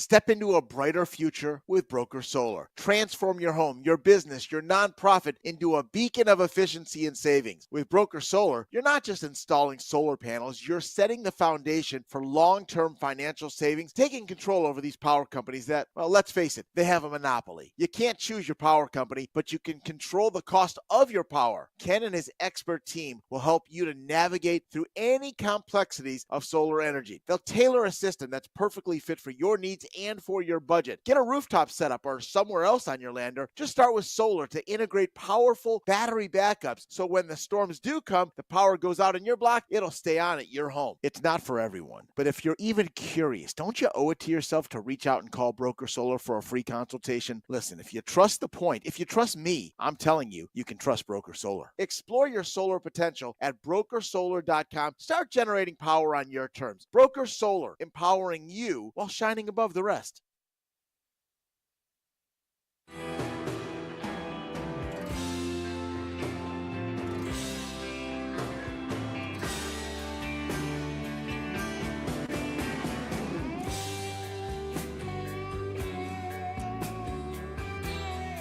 All right, Bergie has discovered our new friend from Paris. He pronounces it Pieces. Yes, Sammy Pieces. Sammy Pieces. Okay. And now a little Freebird. Josh, you on point tonight. Shall I continue? Shall I continue? No, let's the song play. No. I love the song, too. Don't get me wrong. All right, on to the rest of recruiting, and then Coach Toman. This is football now. Running back Jalen McGill of Mountain View Prep committed to North Carolina Saturday. Big pickup there for the Tar Heels.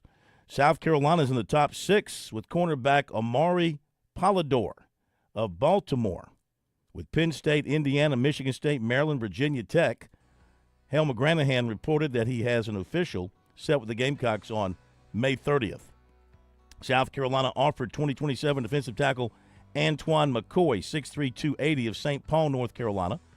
2027 running back Caden Way of McDonough, Georgia, was at South Carolina Saturday, 1,200 yards last season. 27 safety David Segura of Burns was at South Carolina Saturday, as was 27 defensive end LaDamian Guyton of Savannah, 6'3", 225. Clemson and South Carolina target 27 defensive end Cameron Pritchett of Alabaster, was offered by Ohio State while on a visit Saturday. Clemson target 27 linebacker Caden Henderson of Tampa was at Alabama. 27 Catawba Ridge corner Joshua Dobson was at Georgia. Clemson target defensive end Camarion Johnson committed to Alabama. Clemson target safety Joy O'Brien was at Oregon. Quarterback Landon Duckworth, former USC commitment, was back at USC on Saturday. He's also been in North Carolina and Ole Miss this spring. He's got officials with Georgia, USC, Florida State, and Ole Miss. Receiver Gordon Sellers of Charlotte was at USC Saturday. Going to make his commitment announcement Friday. South Carolina and Clemson are two of the finalists. He has also been to Clemson, Michigan, and Ohio State this spring. OW linebacker Jordan Avinger was at South Carolina Saturday. He's also been to Wake Forest and Virginia. Got an official to Arkansas May 30th. 27 quarterback Trent Seaborn of Alabaster, Alabama. You sorry, Alabaster. Plans to visit, he did visit South Carolina Saturday. That was his 4th visit with the Gamecocks. He's also been to Clemson, Michigan, Florida State, and Auburn this spring. Clemson target linebacker Caleb Gordon of Gastonia, North Carolina, offered by NC State. South Carolina target cornerback Kerry Adams was at Oregon over the weekend. South Carolina target defensive tackle P.J. Dean of Clemens, North Carolina, was at Ohio State. USC target receiver Ryan Mosley was at Nebraska. USC target receiver Brody Keefe of Charlotte was at Georgia.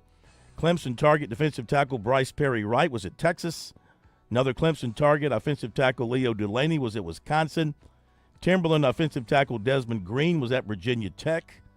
27 receiver Christian Jackson of Ridgeview was offered by Florida. He was there over the weekend, or was there last week.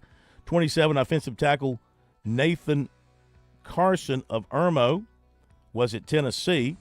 27 corner Caden Watkins, now at South Point, was at Georgia Saturday. South Carolina corner Emory Floyd is transferring. And South Carolina had in over the weekend safety K.J. Johnson of Birmingham, 6'2", 175. He's a key target for the Gamecocks, and they're in his top 3 with Ole Miss and Mississippi State. He's going to go to Ole Miss a spring game this coming Saturday. He has officials with South Carolina May 30th, Mississippi State June 13th, and then Ole Miss the following week. There you go. Recruiting tonight, right here on Sports Talk. Just a bit outside. He tried the corner and missed.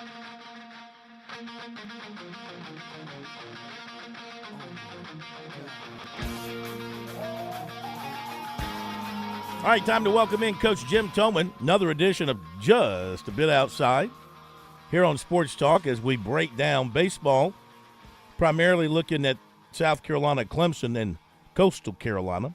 Coach, welcome in. How are you? Doing great, Phil. Just got back from Dunedin, Florida, and watched 6 minor league baseball games. How were they? Well, they went okay. Tucker, my son, was playing. They played every game but one, but he hit a ball off the top of the wall and right, hit the wall and left, hit a triple with the bases loaded. So he's starting to get hot. I think he's a little bit over 300 right now, and he's swinging it pretty well. So that was good. It was good to see him play. What's his situation like? What year in the minors is this for him? This is his third year in the minor leagues. He's in the Florida State League, which used to be High A, but they switched all the leagues around, and now it's in A League. Mm-hmm. The High A is in Vancouver, British Columbia. So it might be good that he's in Dunedin for a month or two where it's warm, and then I hope he hits well enough to where he can move up when it warms up in Burlington. But right now he's at a good place. He's in Dunedin right now, and it's about 70 degrees and sunny, so it's good baseball weather. But we'll wait. Hopefully in a month or so maybe he gets moved up because he's swinging it pretty well. All right, let's talk about South Carolina and their crazy weekend. I mean, I know fans are down, and rightfully so. The team is really struggling, ugly record in the league. How do you look at this past weekend where, again, on the road, they had a chance to win 2 games. They didn't. They got beat by 2 walk-off home runs. Of course, they got skunked in the middle game, but they gave up 3 grand slams on the weekend. They gave up a lot of walks. They hit a lot of batters. I mean, a lot of bad there. But do you take anything away? In baseball, I guess, coming close doesn't matter, I guess, when you say, well, they could have won 2 or 3, but they didn't. The bottom line is they didn't. Yeah, as a coach, I stay positive, and the only positive I see is we scored 7 runs in one game and 12 in another, and usually 7 is enough, or it should be, and 12 should definitely be enough. And then they got beat 17-0, but when you score 7 runs in one game and 12 in another, you think you're winning 2 out of 3. And when you get swept, it just keeps snowballing on these guys. And, they have some positives, but right now the pitching is struggling. And then the middle game, 17-0, 7 innings. Yeah, it's about as bad as it gets for South Carolina baseball right now. Knock on wood. You hope it doesn't get any worse. But we're 2-13 in the conference, and the RPI slid down to 55. We're kind of still at the halfway point in the SEC, and if they did get hot, maybe they could get to 12 or 13 wins. And this year in the SEC, if you're 13-17, you might even sneak into a regional at 13-17. Usually it's 500 in the league, but lately they've been getting in teams 14-16, and I think someone got in at 13-17 one year. But, it's not looking great. Is it Petrie or Petrie? What did we decide? It's Petrie. The big guy that hits home runs hit his 54th. He has 8 more to catch smoke. And me helping to recruit Justin and helping coach him a little bit. Obviously I have a soft spot in my heart for Justin, but it's always good to break records, and he needs 8 more. But they're running out of games, and you got 15 conference games, and I'm sure they have another 4 or 5 midweek, so he can do it. It's got to get hot, and it could happen for him, and be happy for him. Well, it's not my place to talk about what fans should think and all that kind of stuff. And you know as well as I do that there's a number one, they'll vote with their butts. In other words, there won't be any butts in the seats tomorrow night. There'll be very few people there tomorrow night when they play the Citadel. Probably there were very few there midweek last week. And then they have a home weekend against Ole Miss. And you got the spring football game going on Friday night. It's a Thursday, Friday, Saturday thing. You got spring football going on Friday night. It's going to take a lot of attention. In other words, the baseball team's going to be overlooked by a lot of people. And I know there's some people pointing the finger at Paul Maneri. But, I mean, his track record speaks for itself. His resume speaks for itself. And the man hasn't forgotten how to coach a baseball team. I mean, he's working with the hand that was dealt him, both in terms of what he inherited, what he was able to bring in, and the injuries they've had to deal with. I mean, I really think he needs to be cut some slack here as a head coach in his first year trying to get something going with South Carolina. How would you look at it? Well, I just look at it as if we're not where we need to be right now, and this was his first year, and I know he said he wanted to win right away, but you have to have really good players in the SEC to compete. And right now there's 16 teams in the league, and we're 15th. So that isn't on the coach. I mean, the coaches are really good. These guys are good coaches. You got to get players, and our players either aren't as good as the other players or we have a bunch of guys hurt. But there's not enough bullets in the gun per se right now. The shortstop Kazmar, he's hitting 378 in the SEC, so he's coming on. That's good. And with Petrie trying to catch smoke, that's pretty cool.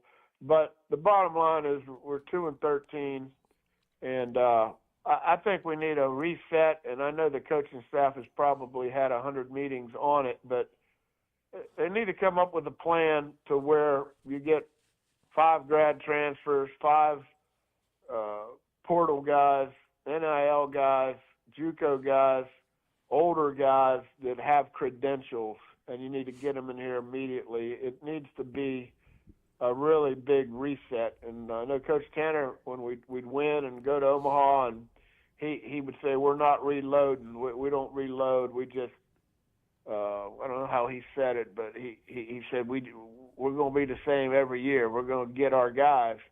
And he said it's not a reload deal. So whatever that meant for Coach Tanner, but that's what needs to be done right now with with Coach Maneri being a new coach. I'm sure he sat down with the coaching staff, and there's going to have to be some really tough decisions made. If you want to get good enough in the SEC, the roster has to change. And I hate to say that as a coach, but the good part of that is still it's easier now than ever to turn it around in 1 year. Because of the portal and the NIL, you can get 10, 15, 20 new players in there, all of them that are draftable and really good athletes. Now, yeah, the other SEC teams and the ACC teams are going after them too, but you got to win 10, 15 studs got to be in here if we're going to change it, turn this around. Not to say the players aren't good enough now. They're not playing good enough now. Maybe they're young, maybe they're hurt, maybe they're injured. There's a lot of reasons. But if you don't see a draftable player at every position on the field in the SEC, and you don't see 10 arms that throw 92 to 98, and you don't have 7 to 10 guys drafted every year, then you don't have enough guys. And it's gone now with Coach Tanner leaving. He's been gone 13 years. We ain't been to Omaha. So I guess that means Coach Tanner was really good, which I know he was. But, man, it hurts me to go 13 years without the Gamecocks in Omaha. Yeah, this program shouldn't have that kind of a dry spell. No. Well, Coach, I'll be the bad guy six here. out of 12 years. Yeah, go ahead. I'll be the bad guy here. It is a rebuild. There's no question. And when you look at this team, especially pitching, second highest team ERA in the SEC, I don't see any SEC caliber pitchers on that staff.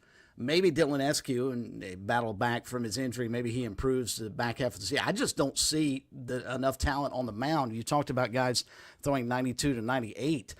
Do you see anybody in not just the starting rotation, but across the board that they run out? I mean, they got exposed clearly this weekend at Texas A&M, but do you see anybody who should be pitching in the SEC? Yeah. They have some good arms, some good pitchers, and they have a very good pitching coach. But, you know, at the beginning of the season, our so-called number one who has been hurt, that didn't help, okay? That starts the beginning of a bad pitching staff when your guy that might be a 1, 2, or 3 guy goes down for the year, doesn't even get the pitch. That doesn't help. And that just set the tone, and it's getting uglier. But I think what it is, me knowing the SEC, South Carolina's a good baseball team. However, there's 15 better teams in the SEC. If you look at the RPIs, like SEC is all over the place in the top 10. There's like 8 of them that are in the top 10 in the RPI. The SEC is absolutely loaded, and you can be a very good college baseball team, which South Carolina is, and you can go 2-14, 2-13 right now. And do they have good pitchers and good players? Yes. They don't have the great elite ones. You know, when LSU won the championship 2 years ago, they had Dylan Cruz, who might have been the best hitter in the country, and they had Paul Skeens, who was the best pitcher in the country. And what did they do? They won the national championship. You need them type of players to win it, you know. So, well, for me, it's easy. You figure out a plan to get better players, and then you coach them up because you got plenty of coaches there that can coach. Well, when you need to have some horses too. When you reflect on the 2 national championships you guys won, the 3 straight appearances in the championship round, I mean, look how many major leaguers came off of those teams. You had talent. Well, major leaguers drafted guys. I mean, but I'm talking about you had elite of the elite because you had how many you had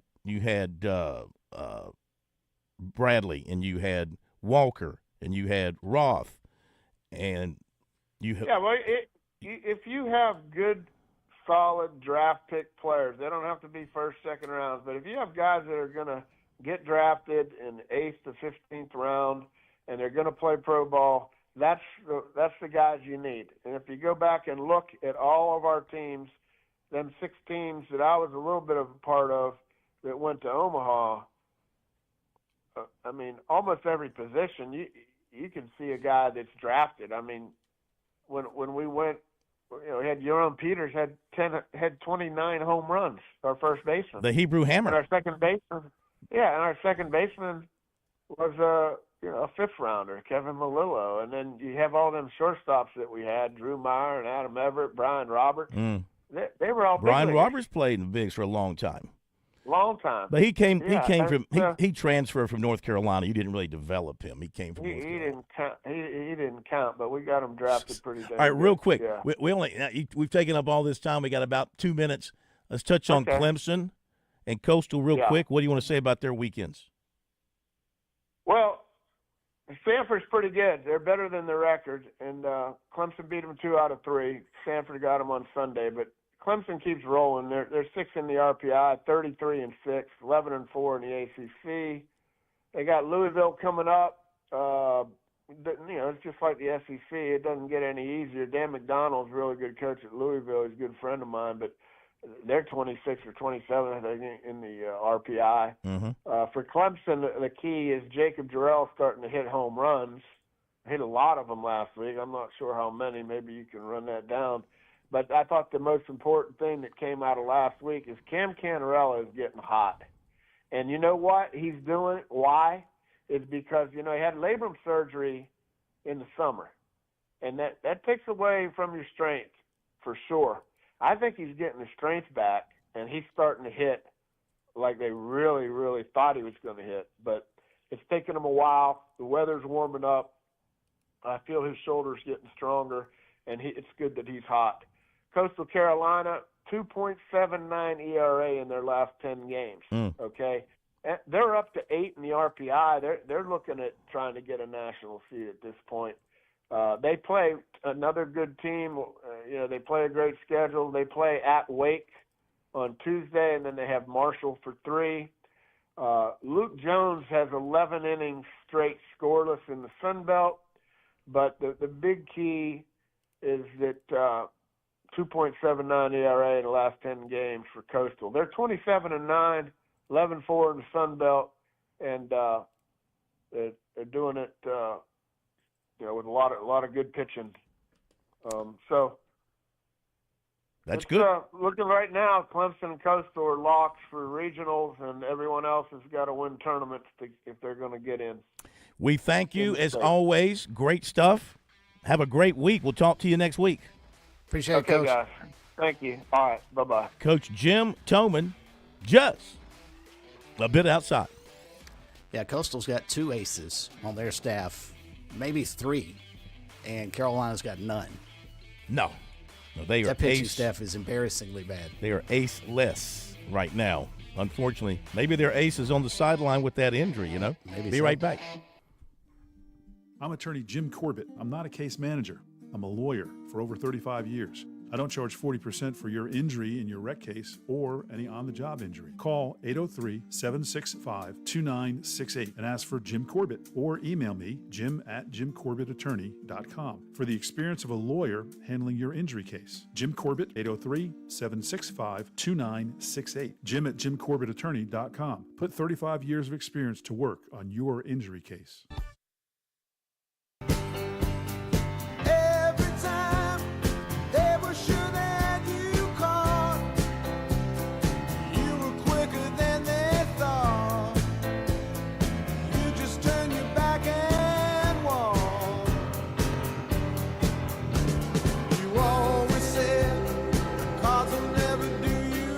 Let's finish up with some text messages. Got a bunch of them. This is from Dave talking about South Carolina women. Lucky that Joyce Edwards is not leaving. Can't score on the bench. Thanks. Dave. Yeah, better play your their 2 leading superstars. scorers both came off the bench, so yeah. I don't know how that's accurate, but this is the 15th time we've answered this question. Could South Carolina support a WNBA team? No. Where O'Donnell Fortune Spalding and Josh Simmons going to go in the draft? I don't really know. We'll get Rick Sanford on here soon. Draft is coming up in Green Bay. It'd be cool to kind of open the season with the draft in Green Bay and end the season with the Packers hoisting the Lombardi Trophy this year. Yeah, that won't happen. Yeah. Don't hold your breath. You better that hope it the won't. Celtics figure out a way to get out of the East and win another NBA title for you, because the year of the corn is slowly slipping away. Eddie writes, NIL is one thing, but judges' ruling was name, image, likeness, not this crap, and no contracts. Contracts have to be signed with stipulations. If you're going to act and want like pros when you aren't, then contracts have to be signed, or if you transfer, you just sit out a year. Maybe I'm wrong, but something has to be done. Nico only threw for 2,600 yards. Tennessee made the playoffs due to Sampson and others. Tennessee knew this and said, bye-bye, Nico. There are others we can get. And Eddie again, message for Andy. He bashed Kingston every call for years. Well, he got his wish, and we got this. Terrible. And Eddie again. Oh, that's the same message. Terrible. I really don't know the answer, but sometimes grass ain't greener always on the other side. Gamecock Tony from Lancaster, I'm with you, Phil. The TBJ is out of control. The transfer portal. Oh, transfer portal, John. Oh, he's made an acronym out of that. Yes. Oh, TPJ, I like that. Is out of control, and now these kids are trying to negotiate NIL money. Some of these kids need a kick in the you-know-what. Just play freaking football. If the Tennessee quarterback is worth $4 million, LaNorris is worth $6 million. Don't tell him that. DJ would have been a star at Carolina the way Beamer and his staff develops players. Okay. One more. Women's basketball portal rumor, Chloe Kitt's sister, Kyler, 6'4" guard, transferring to South Carolina from Florida, be a redshirt freshman next year. I saw that I Am Leaving is headed to Florida State from a writer there. I Am Leaving. Great. Yeah, that'd be a perfect fit. DJ's still there, isn't he? Doesn't he still have another year there? All right, have a great night, everybody. We'll pick it up tomorrow.